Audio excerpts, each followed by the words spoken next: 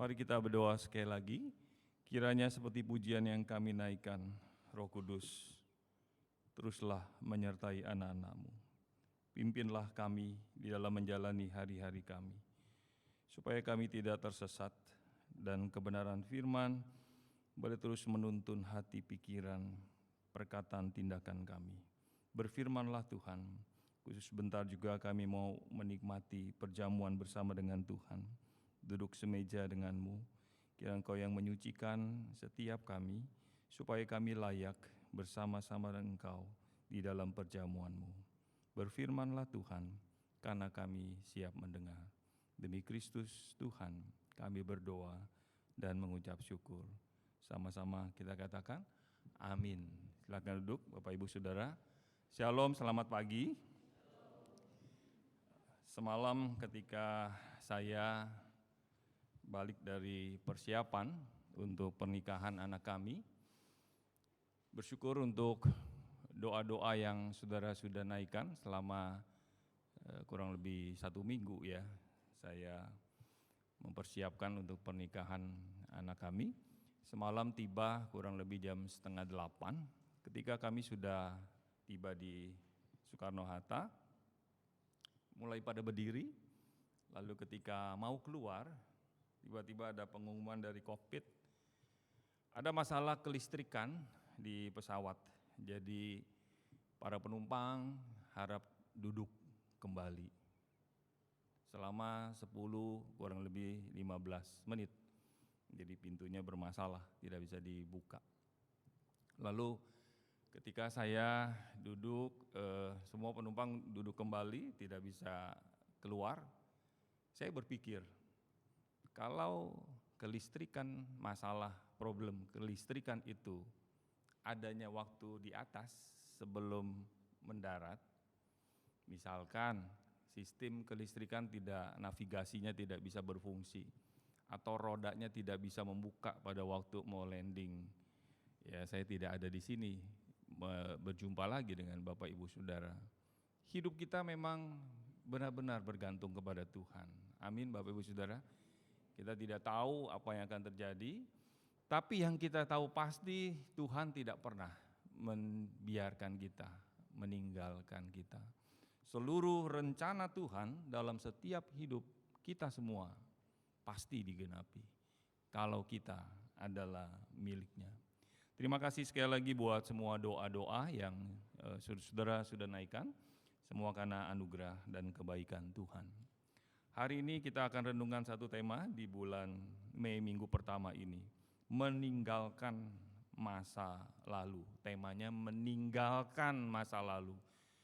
Ini tidak mudah bagi orang-orang tertentu untuk meninggalkan masa lalu.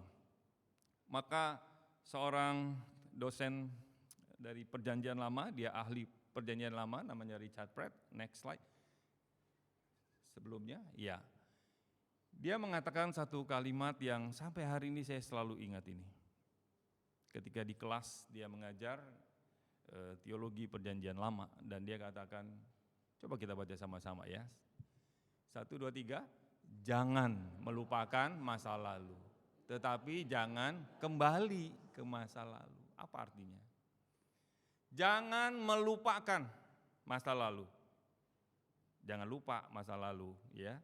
Kalau udah lupa masa lalu, something error di memori kita.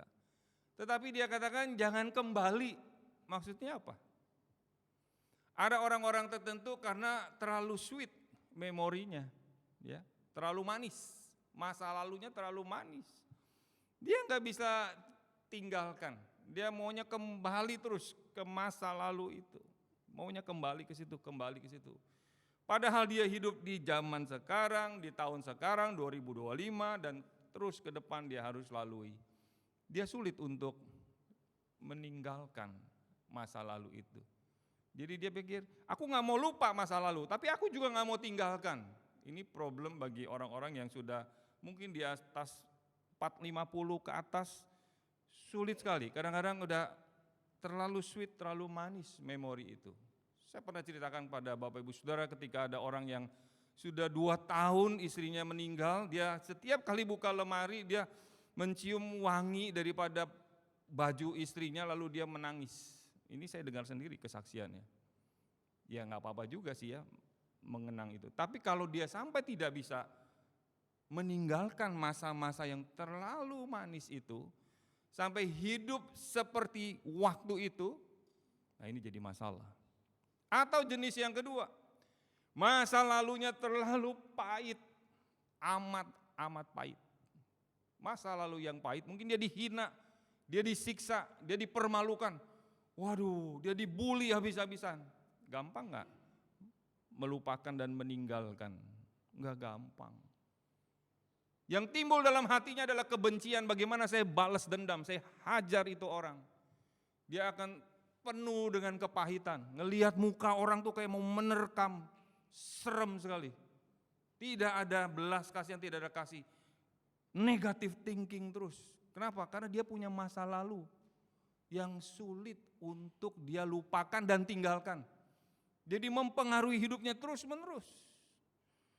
Ketika saya merenungkan tema ini, maka hari ini ketika kita merenungkan tentang Rasul Paulus, karena kita berseri dari Kisah Rasul, kita sudah membahas di ayat sebelumnya dari Kisah Rasul pasal 9, hari ini sampailah kita kepada Saulus.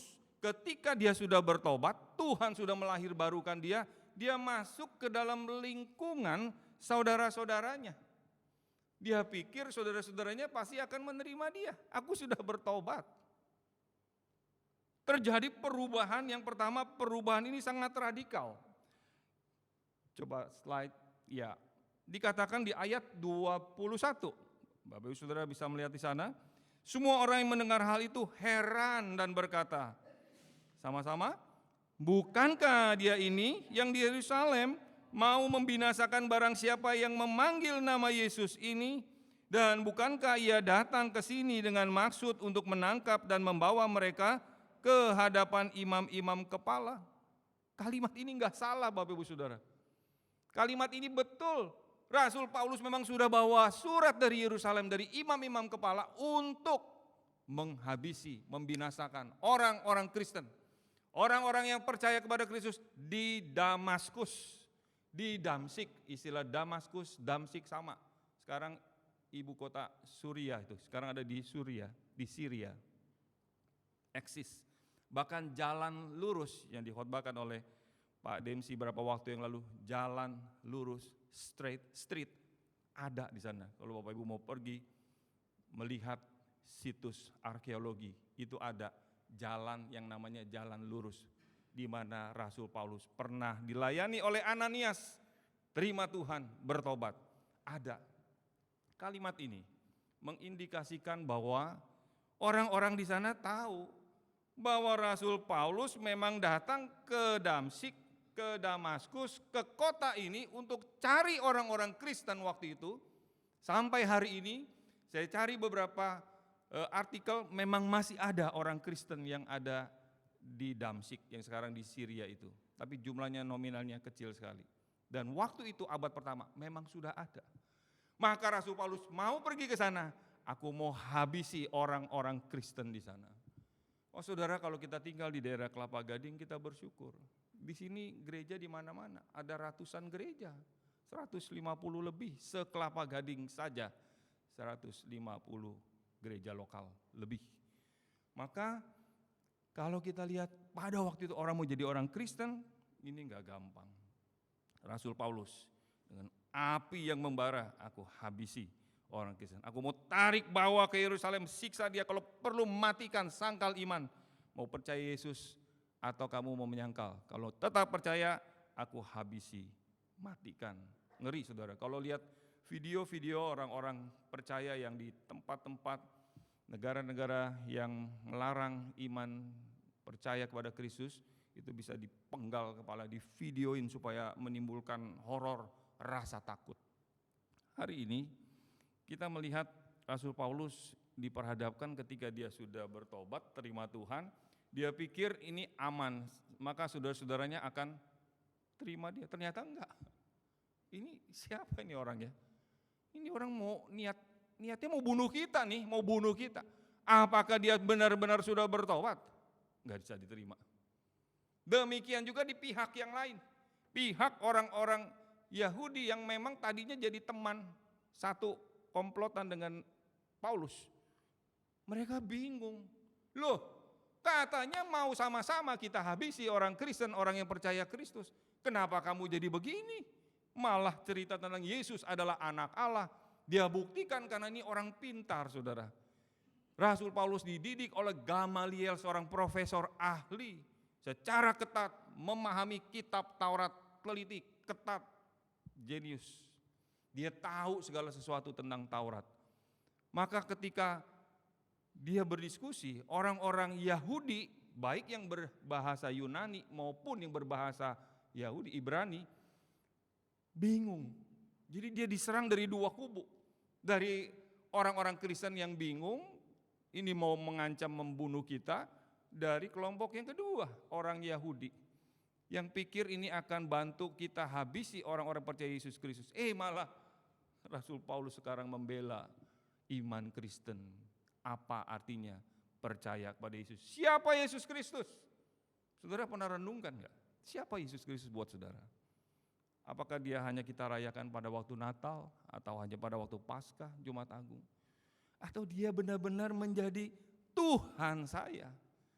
My Lord, my God, Allahku dan Tuhanku. Atau kita, ya dia juru selamat lah Pak. Saya perlu dia nanti detik-detik terakhir waktu saya di ICU, baru saya perlu Yesus.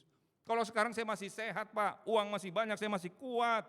Buat apa Yesus nanti? Yesus adalah juru selamat. Waktu saya mau di ujung kematian, saya baru ingat Jesus is my Savior. Maka ada seorang teolog berkata, kalau engkau hanya percaya Yesus sebagai juru selamatmu, tapi tidak percaya menjalani hidup bahwa Yesus adalah Tuhanmu, berarti Jesus is nothing. Tuhan Yesus enggak ada artinya apa-apa. Betul saudara, coba renungkan.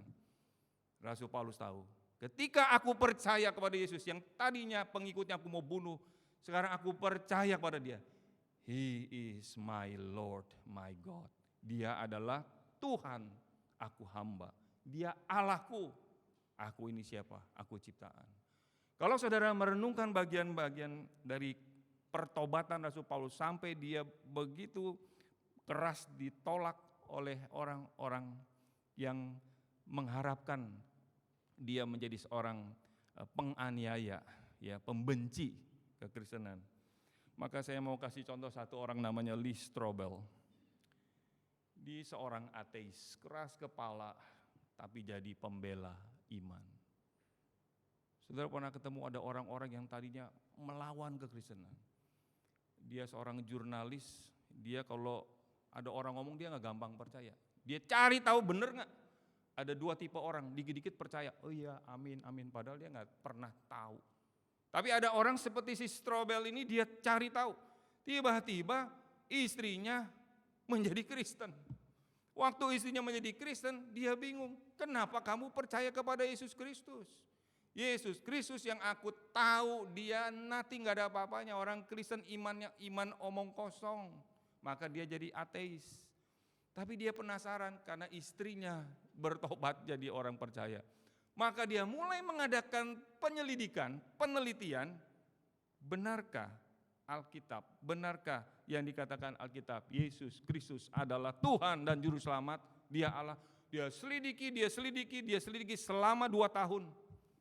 Alhasil selama penelitian dia 2 tahun, dia menjadi Kristen. Ternyata benar, Yesus Kristus adalah Tuhan dan Juru Selamat. Kalau Rasul Paulus katakan dia adalah anak Allah, dia Allah sendiri, dia adalah Mesias yang dijanjikan dari perjanjian lama. Maka orang-orang Yahudi sangat merasa marah kalau iman daripada seorang Rasul Paulus kok bisa begitu cepat berubah. Saudara, coba kita renungkan perubahan radikal apa yang kita sudah alami. Ini satu perubahan radikal yang pertama seperti yang dialami oleh Strobel ini terjadi. Radikal itu dari kata Latin radix artinya akar. Jadi permasalahan akar permasalahan, itu radikal. Maka ada orang-orang tentu kalau permasalahan intinya, asalnya, akar permasalahannya tidak dibereskan, sampai kapanpun dia nggak akan beres. Tapi Rasul Paulus, terjadi perubahan yang begitu radikal karena akar permasalahannya diselesaikan. Oleh siapa, saudara? Oleh Tuhan sendiri. Ketika hatinya diubah, dia sadar, saya salah jalan. Saya salah arah, mestinya bukan saya aniaya pengikut Kristus. Malah mestinya saya bela siapa yang dianiaya. Maka terjadi perubahan yang sangat-sangat radikal. Sampai hari ini Strobel masih giat di dalam pelayanan. Orang-orang yang dulunya membenci kekristenan, yang sangat keras, radikal, menganiaya, tapi sekarang berbalik menjadi orang percaya. Saya tidak tahu dengan saudara di tempat ini, perubahan radikal seperti apa yang saudara alami di dalam hidup ini. Apakah sudah ada perubahan sebelum saya terima Tuhan, setelah saya terima Tuhan? Apakah sekitar saudara bisa lihat? Anak, istri, pembantu di rumah, suster di rumah, sopir yang antar saudara, dia bisa lihat gak? Ini memang bosku, nyonyaku, tuanku sudah jadi pengikut Kristus. Rasul Paulus dilihat oleh saudara-saudaranya, oleh musuh-musuh, berubah secara radikal, benar-benar berubah. Kenapa? Akar permasalahannya, pengenalannya yang salah sekarang diubah. Benar, Yesus adalah anak Allah. Dia adalah Mesias, Raja, Imam, Nabi yang diurapi. Itulah arti Mesias. Maka hari ini mari kita renungkan bagian pertama. Sudahkah terjadi? Sudahkah terjadi itu perubahan yang radikal, yang sangat ekstrim? Karena apa? Karena Kristus tinggal. Perubahan. Ada orang bilang, Pak, ya nggak usah radikal lah Pak. Yang penting saya jadi orang Kristen. Enggak begitu, saudara. Kalau orang sudah dilahir barukan, hidupnya berubah. Dari hati paling dalam diubahkan, dilahir barukan, maka terjadi perubahan dari hati ke pikiran, ke ucapan, mata saudara, mata saya, omongan kita, sikap kita, keluar dari pikiran, keluar dari hati. Apa yang dilakukan, itulah yang kita pikirkan. Apa yang kita pikirkan, itulah yang ada di dalam hati. Coba renungkan baik-baik. Setiap kali saudara bertindak, bersikap, berkata-kata, apapun itu, iya ya, saya pikirnya begitu, maka saya lakukan itu. Kenapa begitu? Ya saya percayanya begitu sih, hati saya begitu. Jadi A, keluarnya ya A, tindakan A, ucapan A. Ini bagian pertama, perubahan radikal apa yang saudara dan saya sudah alami. Sejak kita percaya Yesus, banyak orang hanya menjadi orang Kristen tapi tidak pernah dilahir barukan, hidupnya tidak pernah mengalami perubahan. Dia selalu kembali, kata Richard Pratt tadi, ke masa lalu. Susah sekali untuk tinggalkan itu, karena nggak ada Roh Kudus. Tapi kalau ada Roh Kudus dalam hati kita, kita melihat orang, memandang dia sebagai manusia, bukan tidak sebagai manusia. Ada orang melihat orang, ini bukan manusia, yang manusia itu yang itu tuh, yang ini bukan. Terjadi pembedaan status sosial, like, dislike, dan sebagainya. Ini yang pertama. Yang kedua, ternyata kalau saudara perhatikan, Paulus mengalami yang namanya penolakan. Saudara pernah ditolak? Masuk ke satu komunitas, siapa kamu? Dulu main gundu bareng-bareng, dulu main layangan sama saya, lu mau ngajarin gua mau khotbah sama saya? Nggak bisa. Aku ini tahu di mana kamu berasal. Memang dari berbagai survei, orang-orang yang masuk seminari terus kembali ke kampung halaman, susah sekali Bapak Ibu Saudara. Kenapa? Karena desanya kenal. Maka teman-teman yang dari kampung halaman, dari luar pulau, studi seminari di luar kota atau di luar negeri, mau pelayanan lagi masuk ke kampung halamannya, kebanyakan ditolak. Kenapa? Udah kenal. Dulu, aduh, aku tahu siapa kamu. Saudara, penolakan bisa terjadi. Paulus ngalamin itu. Coba baca Galatia 1 ayat 17. Sama-sama. Juga aku tidak pergi ke Yerusalem mendapatkan mereka yang telah menjadi rasul sebelum aku. Tetapi aku berangkat ke tanah Arab dan dari situ kembali lagi ke Damsyik. Dia pergi ke Arab, ngapain dia? Udah belajar sama Gamaliel, profesor yang hebat, ngapain pergi ke Arab? Gara-gara ditolak. Ini nggak mau, itu nggak mau, aku pergi ke Arab. Ayat 25 sampai ayat 26 di sana, ketika di antara ayat 25 sampai ayat 26 ya, antara ayat 25 sampai ayat 26 itu perjalanan panjang. Paulus pergi ke Arab, ngapain? Dia merenung banyak, saudara. Akhirnya banyak penafsir berkata, disitulah Rasul Paulus belajar dari Tuhan Yesus sendiri. Bukan dari Yohanes, bukan dari Petrus, bukan dari Yakobus, bukan dari teman-teman rasul-rasul, murid-murid yang lain. Bukan, tapi Tuhan Yesus sendiri mengajar dia. Ini orang pilihanku. Dia harus menulis 13 surat di dalam kitab perjanjian baru. Ini orang yang akan aku pakai. Bicara dari budak sampai ke kaisar, ini Rasul Paulus. Maka spesial, pergi ke Arab, balik lagi ke Yerusalem, balik lagi ke Damsyik, baru diterima. Saudara, bagaimana kita menghadapi penolakan? Ketika kita sudah berubah, saudara jangan pikir orang langsung, oh welcome saudara seiman, kau saudaraku, ku saudaramu, tiada yang dapat memisahkan kita. Lagunya enak, tidak dapat memisahkan kita. Ketika masuk di dalam komunitas, orang langsung lihat-lihat, ini udah terjadi dalam Kisah Rasul pasal 9 yang kita baca. Curiga sama Rasul Paulus. Apakah Paulus bilang, ya kamu gak tahu ya, aku ini sebetulnya ya, kalau mau bunuh kamu gampang loh. Ini sekarang aku udah bertobat, mestinya terima aku dong. Apakah saudara baca di Alkitab seperti itu? Rasul Paulus, please terima aku lah. Aku ini udah bertobat loh, bertobatnya serius, sungguh-sungguh udah lahir baru. Masa sih gak mau terima saya? Ini murni nih. Memang ada orang-orang tertentu dari rekan-rekan pelayanan di daerah-daerah tertentu yang pura-pura bertobat. Benar ada saudara. Pura-pura bertobat, diterima di rumahnya, akhirnya di rumahnya itu diajak nginap, makan, pulang, bersih semua rumahnya. Barang-barang semua bersih. Kenapa? Ya, kata rekan seorang hamba Tuhan, saya pikir dia udah benar-benar bertobat Pak. Saya terima dia nginap di rumah, gak taunya barang-barang saya diambil sama dia. Dia pura-pura bertobat. Nah, akhirnya banyak orang anggap semua sama, pura-pura bertobat. Termasuk Rasul Paulus ini pura-pura bertobat. Paulus tidak mundur. Ada orang sungguh tulus mengalami perjumpaan pribadi dengan Tuhan. Ketika ditolak langsung, mendingan aku balik lagi kayak dulu.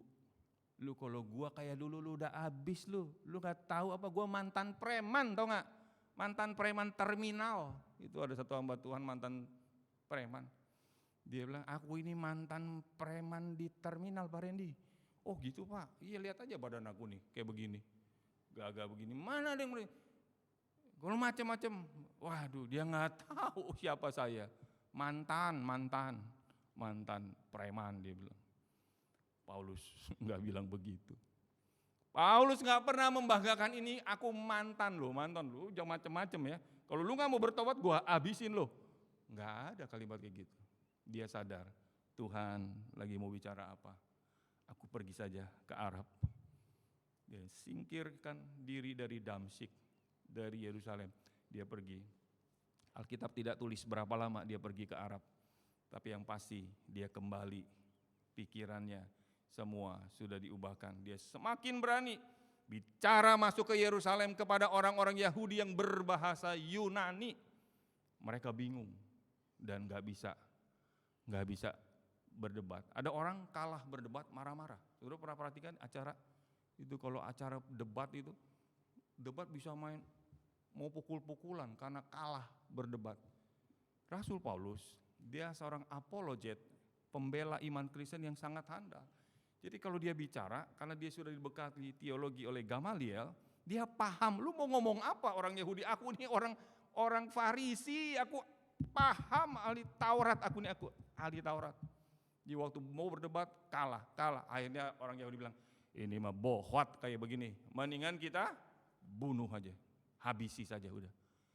Jadi Paulus, di dalam Kisah Rasul pasal 9 pun, orang-orang Yahudi yang ada di kota Damsyik, nanti kalau pergi ke Yerusalem dia juga berdebat semana. Ketemu orang Yahudi, setiap kali ketemu orang Yahudi selalu maunya membunuh Paulus, matikan, binasakan. Daripada kita kalah terus. Kalau kalah terus, habisi aja orang ini, udah selesai. Hilangkan dia dari muka bumi, dari komunitas kita hilangkan dia. Wah, saudara, bagian yang kedua, menghadapi penolakan ini. Paulus, dia tidak goyah. Kenapa saudara? Tadi, radiks.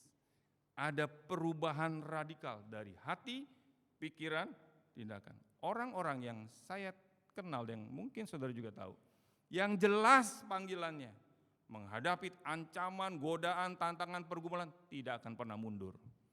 Amin. Harap saudara juga begitu.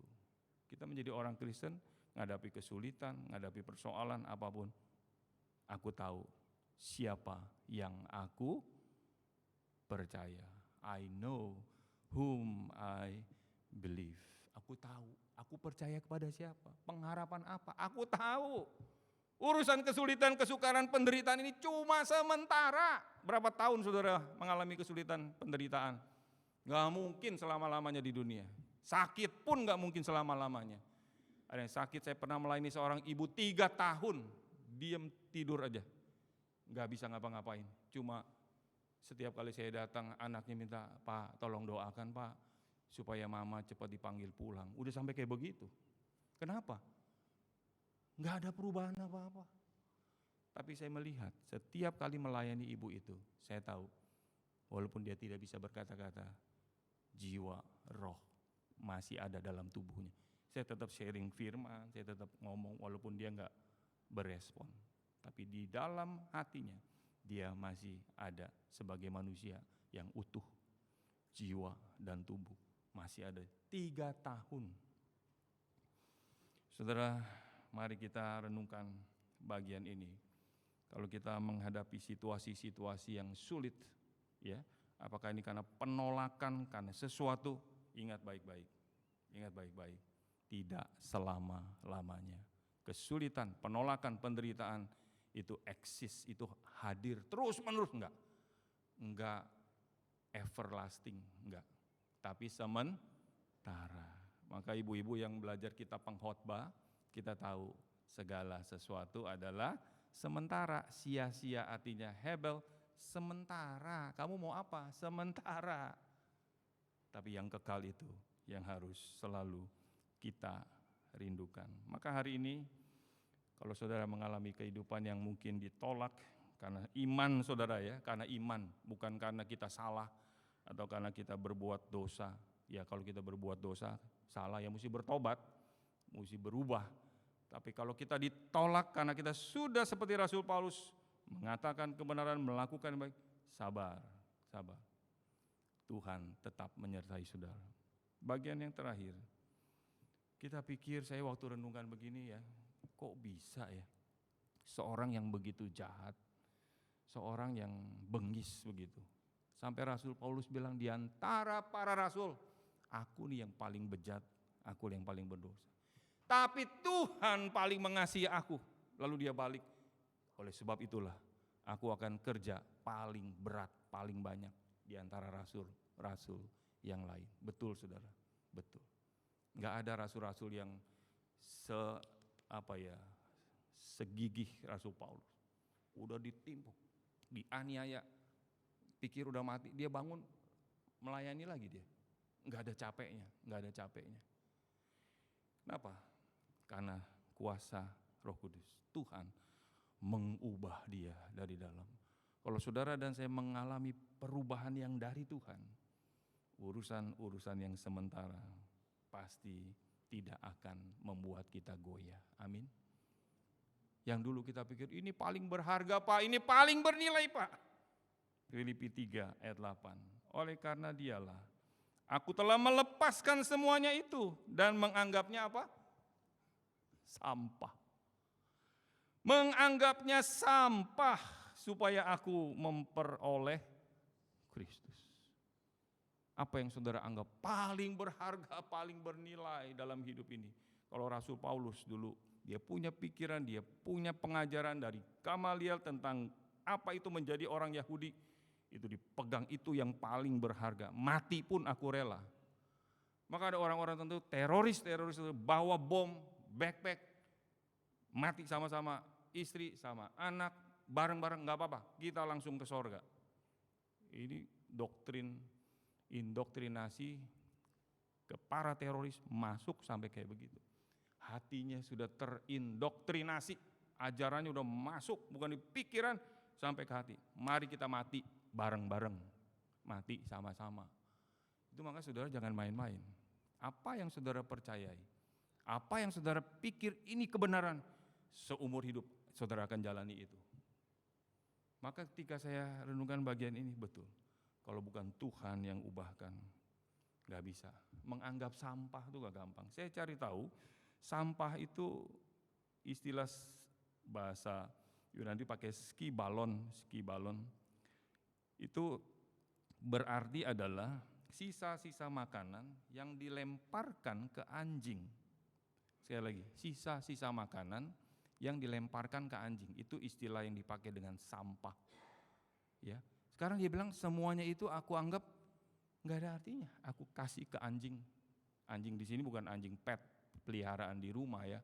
Karena saya tahu anjing-anjing peliharaan di rumah bisa makannya black forest, ya cake.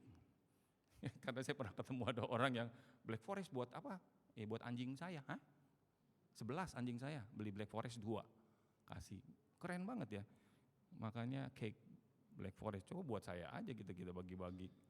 Makan sama enggak, ini khusus buat anjing.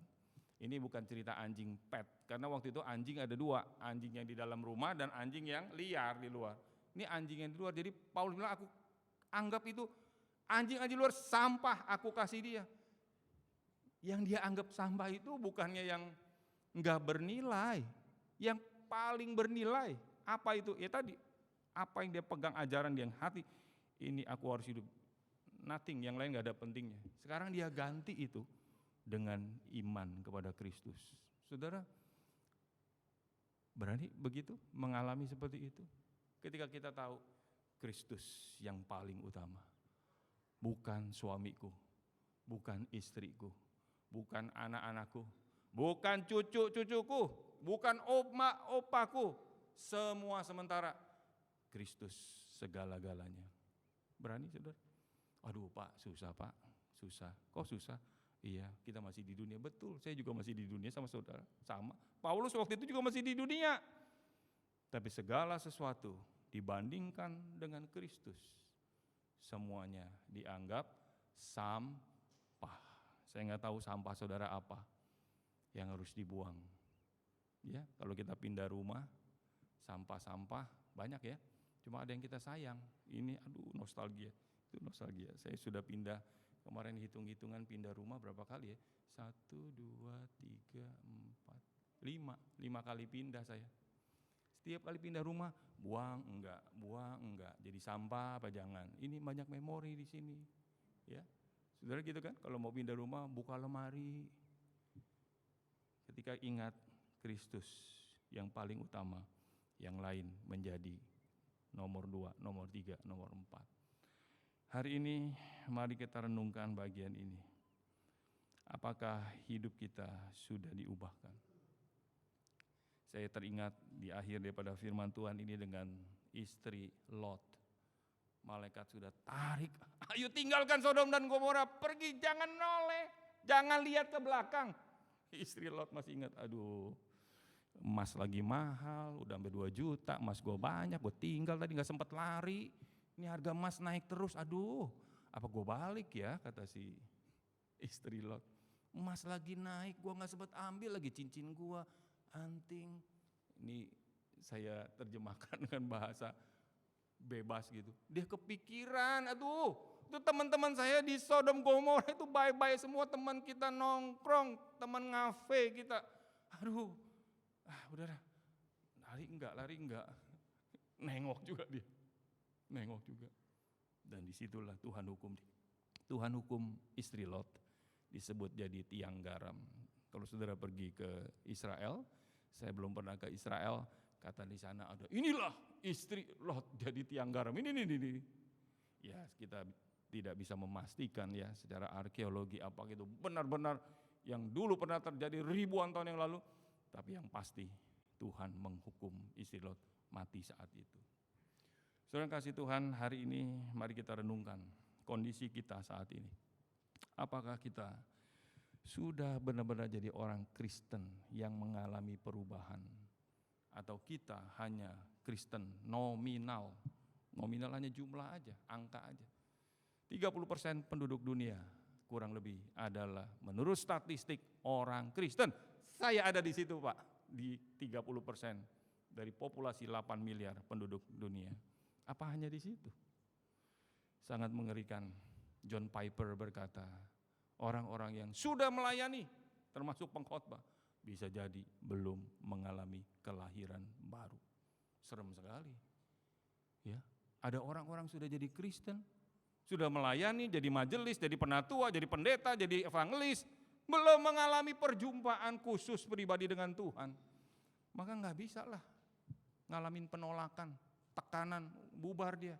Saya bubar, saya nggak mau lagi jadi orang Kristen, saya nggak mau melayani, saya berhenti dari jabatan saya sebagai hamba Tuhan, sebagai pengurus, sebagai jemaat. Kenapa?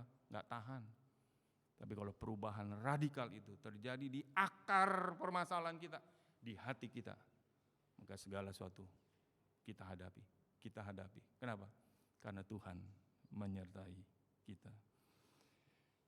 Yang kedua, bagaimana saudara saat menghadapi orang yang mengalami perubahan? Apakah saudara bisa menerima dia? Atau kita tolak dia? Ingat ya, dulu. Wah, kembali ke masa lalu. Sekali lagi jangan lupa ya, masa lalu itu banyak kenangan yang bisa kita pakai untuk memuliakan Tuhan. Daud pernah berkata, dulu aku muda, sekarang sudah menjadi tua. Tapi tidak pernah aku melihat orang benar ditinggalkan dan anak cucunya meminta-minta roti. Enggak pernah. Itu kan dia ingat, dulu aku siapa. Tapi dia gak mau kembali ke masa lalu. Dia terus berjalan. Inilah bagian yang saudara dan saya harus gumul di hadapan Tuhan. Kalau kita masih bergumul, Tuhan, kenapa ya aku kok belum berubah? Aku kok belum ada perubahan? Anakku, cucuku, menantuku, suamiku, istriku belum pernah bilang, kamu tuh berubah loh. Pernah gak saudara dengar kalimat kiri kanan, teman belakang, rekan di rumah, ibu sekarang berubah. Ibu dulu cerewetnya minta ampun loh. Sekarang cerewet juga, tapi cerewet memberitakan Injil misalkan. Dulu bapak galaknya minta marah-marah melulu, enggak karu-karuan, banting ini, banting. Sekarang kok jadi begini? Ini perubahan dari siapa? Saudara bisa cerita, karena Kristus Yesus, anak Allah, Mesias, yang adalah Tuhanku. Amin? Kayaknya baru 10% yang amin. Ya enggak apa-apa, saudara bisa merenungkan sendiri. Amin? Amin. Mari kita berdoa. Saya undang bangkit berdiri, kita berdoa untuk firman Tuhan. Kami bersyukur hari ini belajar dari kelahiran baru pertobatan Rasul Paulus. Tuhan tidak langsung mengangkat dia ke sorga. Tuhan tempatkan di lingkungan yang sulit, terjadi penolakan dari dalam dan dari luar. Tapi seorang yang sudah mengalami perubahan, dia tidak akan gampang patah arang. Dia akan terus berjuang untuk iman yang Tuhan percayakan kepadanya.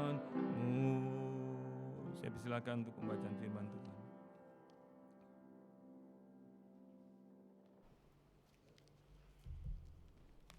Selamat pagi, selamat hari Minggu Bapak Ibu Saudara sekalian. Saya akan membacakan kebenaran firman Tuhan dari 1 Korintus pasal 11 ayat 23 sampai dengan 32 untuk kita sama-sama masuk di dalam perjamuan kudus. Demikian firman Tuhan. Sebab apa yang telah kuteruskan kepadamu telah aku terima dari Tuhan, yaitu bahwa Tuhan Yesus pada malam waktu ia diserahkan mengambil roti, dan sesudah itu ia mengucap syukur atasnya. Ia memecah-mecahkannya dan berkata, "Inilah tubuhku yang diserahkan bagi kamu. Perbuatlah ini menjadi peringatan akan aku." Demikian juga ia mengambil cawan sesudah makan, lalu berkata, "Cawan ini adalah perjanjian baru yang dimeteraikan oleh darahku. Perbuatlah ini setiap kali kamu meminumnya menjadi peringatan akan aku. Sebab setiap kali kamu makan roti ini dan minum cawan ini, kamu memberitakan kematian Tuhan sampai ia datang. Jadi, barang siapa dengan cara yang tidak layak makan roti atau minum cawan Tuhan, ia berdosa terhadap tubuh dan darah Tuhan. Karena itu, hendaklah tiap-tiap orang menguji dirinya sendiri, dan baru sesudah itu ia makan roti dan minum dari cawan itu. Karena barang siapa makan dan minum tanpa mengakui tubuh Tuhan, ia mendatangkan hukuman atas dirinya. Sebab itu, banyak di antara kamu yang lemah dan sakit, dan tidak sedikit yang meninggal. Kalau kita menguji diri kita sendiri, hukuman tidak menimpa kita. Tetapi kalau kita menerima hukuman dari Tuhan, kita dididik supaya kita tidak akan dihukum bersama-sama dengan dunia. Amin. Terima kasih Bu Pendeta Moili. Saudara, kita akan masuk di dalam perjamuan Tuhan. Saya persilakan yang bertugas untuk mengedarkan roti dan air anggur. Kita naikkan pujian ini bait pertamanya saja, memandang salib Rajaku.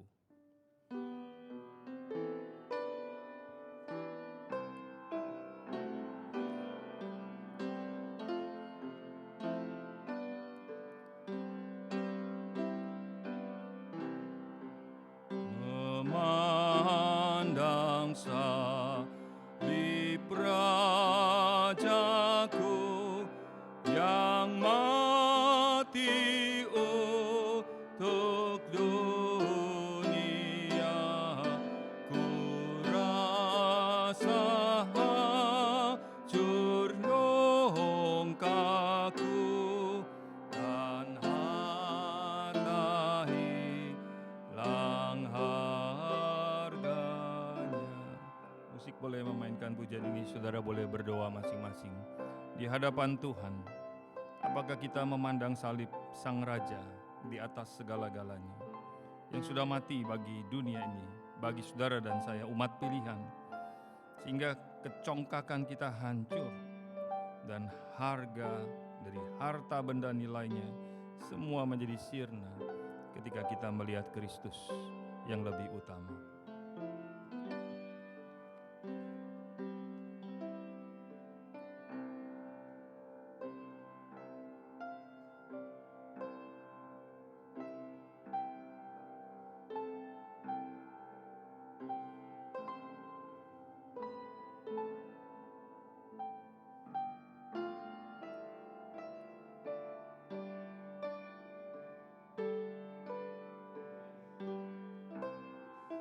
Menerima roti dan air anggur, mempersiapkan hati berdoa kepada Tuhan.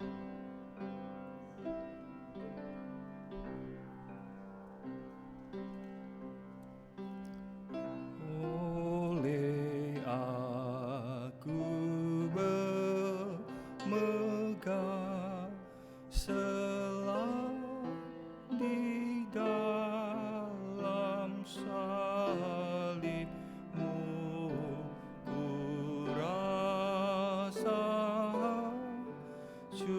congkakku,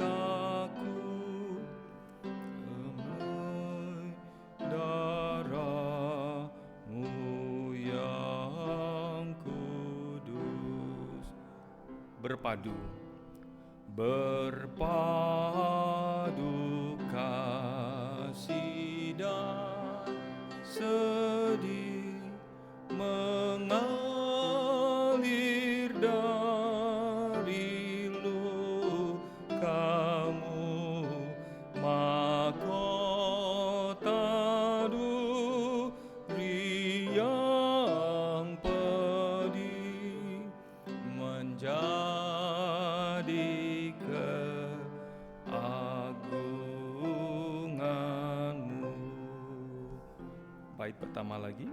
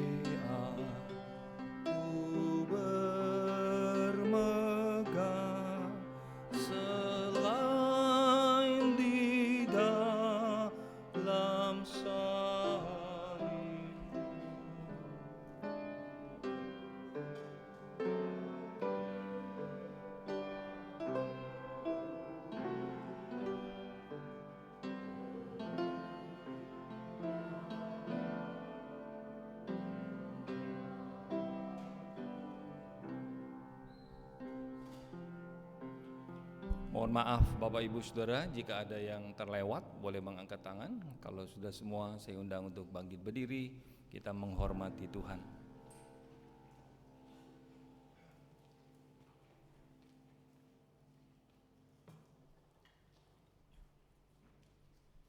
Mari kita memegang roti di sebelah tangan kanan kita.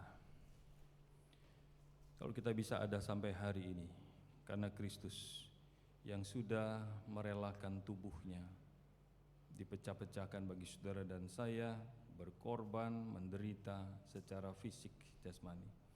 Hari ini di dalam perjamuan bersama dengannya, kita dibawa kembali kepada peristiwa semalam sebelum Tuhan Yesus Kristus disalibkan. Dia mengambil roti, memecah-mecahkannya, lalu berkata, "Inilah tubuhku yang diserahkan bagi kamu. Ambillah dan makanlah." Mari kita makan bersama-sama sambil mengucap syukur kepada Tuhan yang sudah menderita bagi kita.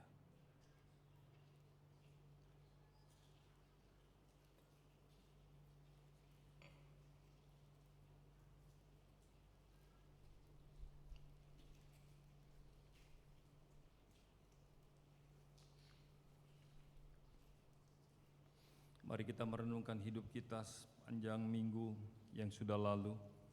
Bagaimana sikap hati dan pikiran dan tindakan perkataan, arah mata kita terlihat sampai kepada hati kita. Kiranya Tuhan, kita minta belas kasihan Tuhan, menyucikan, menguduskan kita. Untuk itulah kita bersama-sama dengan Dia di dalam perjamuan ini. Tuhan Yesus mengambil cawan, kita memegang cawan di sebelah tangan kanan kita. Dia berkata, "Cawan ini adalah perjanjian yang baru yang dimeteraikan oleh darahku. Oleh karena itu, ambillah dan minumlah." Mari kita minum bersama-sama sambil mengucap syukur kepada Tuhan.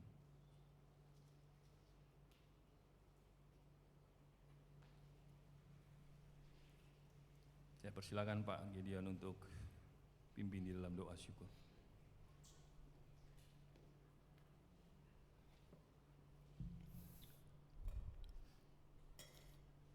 Ya Tuhan Yesus Allah Bapa di dalam surga, pada saat ini Tuhan kami bersyukur oleh anugerah kebaikan Tuhan kami ada bahkan dalam suasana kami memperingati pengorbanan Tuhan di kayu salib. Kami merasakan begitu banyak penderitaan yang Tuhan alami, dan semua itu semata-mata untuk kami. Oleh karena itu ya Tuhan Yesus, jadikanlah kami menjadi umat Tuhan yang mengalami kebaikan Tuhan dalam setiap kehidupan kami hari lepas hari. Bahkan kami mengikuti Tuhan secara benar dalam menghadapi konsekuensi tantangan apapun dalam hidup ini. Kami senantiasa menjadi berkat di tengah-tengah keluarga kami, di tengah-tengah pekerjaan kami, profesi kami, usaha kami, dimanapun kami berada selama kami di dunia ini. Tuhan Yesus, kami ingin menjadikan berkat bagi orang lain, sehingga kasih Tuhan yang besar dapat dirasakan oleh semua orang. Terima kasih Tuhan, melalui perjamuan kudus ini hidup kami diingatkan, dikuatkan, diteguhkan kembali, dipulihkan kembali ya Tuhan, untuk kami mengalami berkat-berkat Tuhan yang melimpah. Bahkan ya Tuhan Yesus, kami semakin hari semakin melayani Tuhan dengan lebih baik lagi. Terima kasih Tuhan, ini doa kami. Dalam nama Tuhan Yesus kami berdoa mengucap syukur. Haleluya, amin. Amin. Silakan duduk Bapak Ibu Saudara. Mengingatkan kembali sebentar ada pertemuan evaluasi untuk Jumat Agung, Paskah, juga perayaan HUT. Sudah diundang, juga ada Warnasari membahas beberapa hal. Yang berikutnya ada B2B, Back to Bible Komsel, saudara juga diundang untuk mengikutinya. Kita akan mengakhiri dengan naikkan satu pujian nomor 2 tadi, saatnya Tuhan menggenapkan pada saatnya. Pujian nomor 2, tunjukkanlah padaku mengerti kehendak-Mu.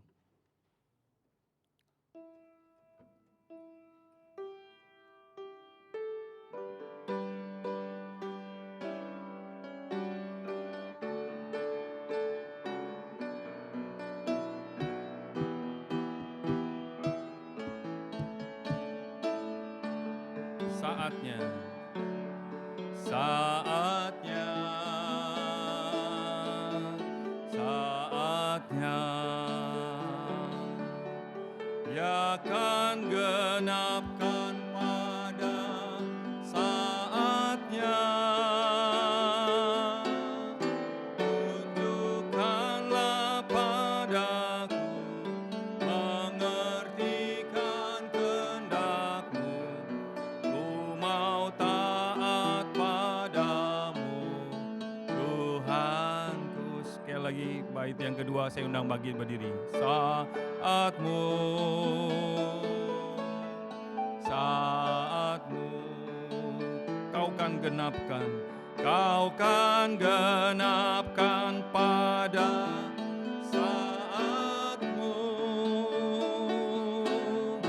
Ku mau serahkan diriku, ku mau puji nama-Mu, ku mau puaskan hatimu, Tuhanku. Mari kita berdoa mengakhiri. Kiranya pujian ini boleh mengingatkan kami bahwa waktu Tuhan, saat Tuhan, akan tergenapilah seluruh rencana dan kehendak Tuhan dalam hidup kami. Ajar kami taat, itu bagian kami. Ajar kami percaya, juga itu menjadi iman kami. Tetapi penggenapan ada di tangan-Mu. Lihatlah anak-anak-Mu yang datang dengan segala pergumulan tantangan kehidupan. Baik di dunia kerja, di dunia perdagangan, di bangku kuliah, bangku sekolah, maupun di dalam relasi keluarga, bahkan kelemahan secara fisik tubuh jasmani ini. Tuhan, hamba-Mu berdoa, berilah kepada anak-anak-Mu, kami semua kekuatan. Juga ketika kami mau berubah, ada banyak tantangan, penolakan, pergumulan bahkan dari dalam diri kami. Biar Tuhan berbelas kasihan, terus menolong, menyertai kami. Supaya kami tidak sama lagi seperti yang dulu. Kami tinggalkan, kami ingat cinta kasih Tuhan. Bersama dengan anak-anak-Mu, terus-menerus di dalam keluarga, dalam pergumulan kami, di dalam setiap langkah kehidupan, dalam setiap tarikan nafas yang Kau berikan kepada kami. Sampai kami akhirnya berjumpa dengan Engkau, muka dengan muka. inilah sukacita terbesar, pengharapan terbesar kami menjadi umat pilihan. Banyak yang ingin kami doakan. Ajar kami terus bergumul dalam doa, seperti Tuhan Yesus mengajar para muridnya berdoa, Bapa kami. Bapa kami yang di surga, dikuduskanlah namamu, datanglah kerajaan. Jadilah kehendak-Mu di bumi seperti di surga. Berikanlah kami pada hari ini makanan kami yang secukupnya, dan ampunilah kami akan kesalahan kami, seperti kami juga mengampuni orang yang bersalah kepada kami. Dan janganlah membawa kami ke dalam pencobaan, tapi lepaskanlah kami daripada yang jahat, karena Engkaulah yang mempunyai kerajaan dan kuasa dan kemuliaan sampai selama-lamanya. Amin. Doksologi.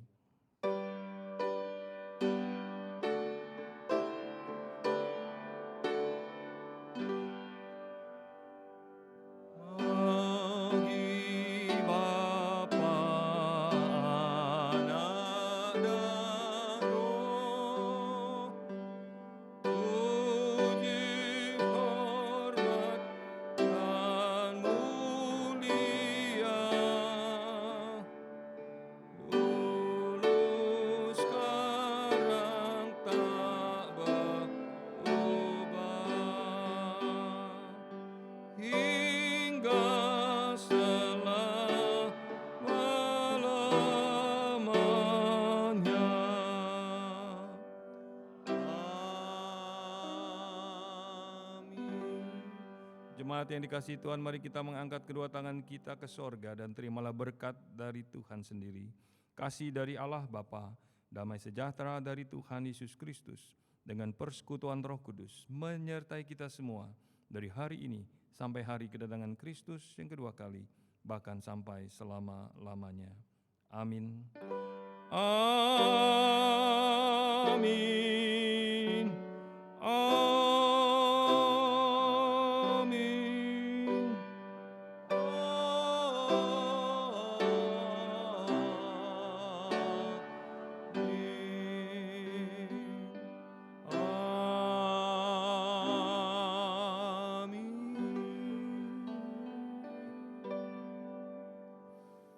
Amin. Silakan duduk dan bersaat teduh sejenak. Ibadah telah selesai. Tuhan Yesus memberkati.